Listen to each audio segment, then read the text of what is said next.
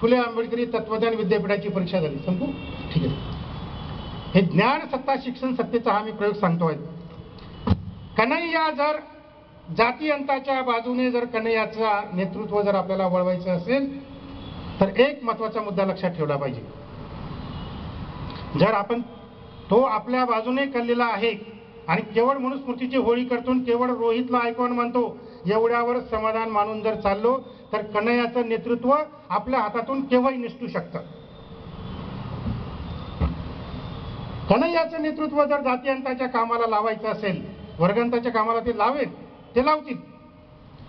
पण कन्हैयाच्या नेतृत्वाखाली जर जातीअंताचं आंदोलन जर आपल्याला मोठ्या प्रमाणात देश पातळीवर जर करायचं असेल आणि कन्हैयाचं नेतृत्व त्यासाठी जर वापरून घ्यायचं असेल तर या सगळ्या JNU असेल तर हैदराबाद विद्यापीठ असेल आणि ती कुठं असेल, या सगळ्या विद्यापीठांमध्ये महाविद्यालयांमध्ये हा अभ्यासक्रम मोठ्या प्रमाणामध्ये या परीक्षा झाल्या पाहिजेत.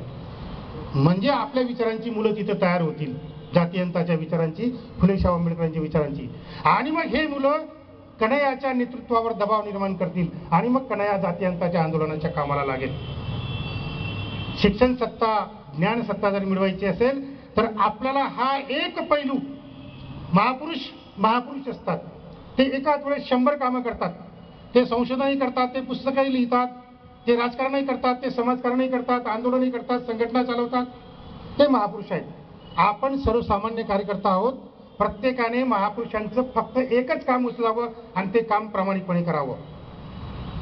मी हे काम उचललेलं आहे महापुरुषांच्या अनेक कामांमधून एक काम, प्राथमिक शाळा, हायस्कूल, महाविद्यालय, त्यानंतर हे विद्यापीठाचं काम सुरू केलं आहे. हे जर